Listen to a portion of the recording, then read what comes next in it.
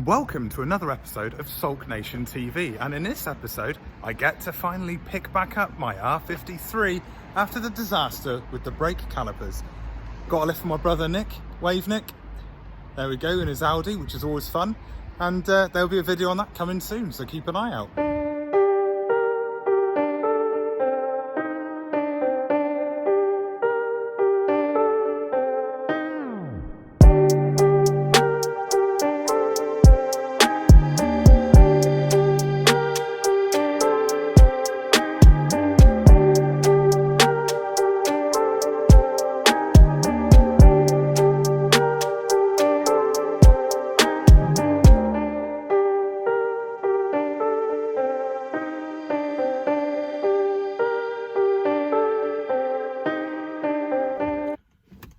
So I picked it up.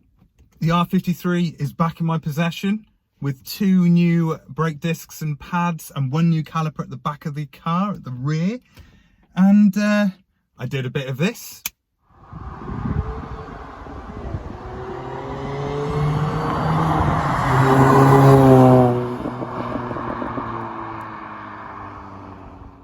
I then did a bit of this.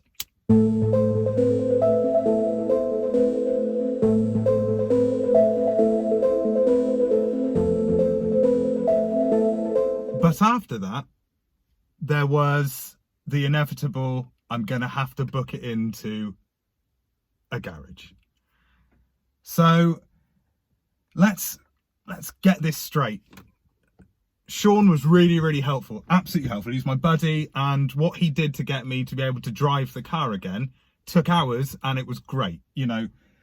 But both calipers needed to be replaced on the rear. I've still got one to replace. And what we didn't tell you, what you didn't see in the previous video, the video of the challenges we faced with the rear of the car, Sean and I also found that there were a couple of issues with the front brakes. They were the ones that I really wanted to change. They were the ones that we needed to change. They were the ones that are the most important to change. But unfortunately, we had issues. And the issues were the retaining screws. And keep in mind from the previous video, one of the retaining screws on the rear of the car had been sawn off. The 2 retaining screws at the front of the car wouldn't budge. We broke a Torx 50 Allen key thing, trying to get one of them off. I replaced that. You know, I'm a good pal, and Sean deserved for me to replace it. I replaced it, I broke it, I replaced it. But we couldn't get them to budge. So the majority of the time spent on trying to get this car mobile again, after trying to do what should be a relatively simple task, it became a marathon. So I've got a car that is drivable.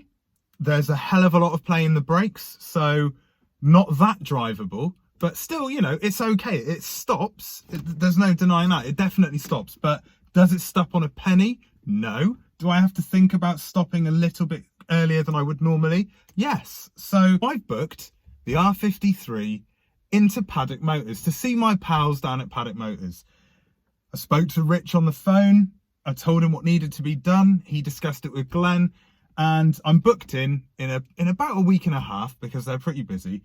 And the work that Sean and myself couldn't do will be done by Paddock Motors. Let me remind you, the viewers, just what we've got to do to get 4 new brake discs, new brake pads, and 1 new caliper on this car.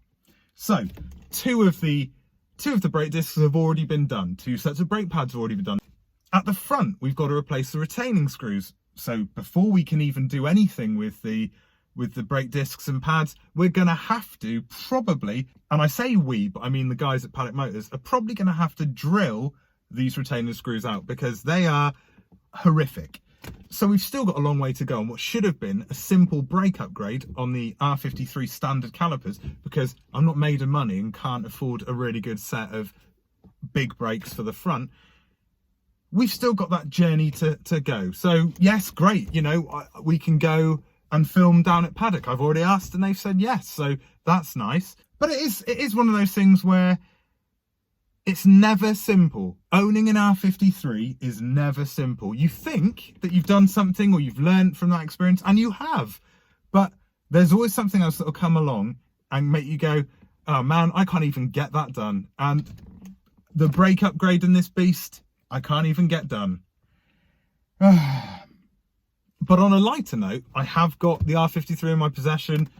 I'm going to enjoy it at the weekend. I'm going to have a little spin in it, enjoy it. I've just taken her for a drive and she was pulling beautifully. It was really enjoyable. And, you know, no matter how much I sit there, this car's really hot and stuffy right now, so I'm not going to be much longer.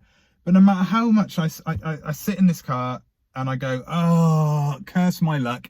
It's more money that I've got to spend on getting it to work the way I really want it to work.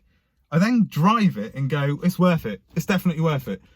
Hearing the supercharger whine, sitting in it, and the cabin being the way that it is, it harks back to a classic era in a modern context. It's lovely. I've done some mods in the interior, like, you know, the dash, which you'll see in a photo, is now black in the center. So I've got a silver and black theme across the dashboard and it looks banging.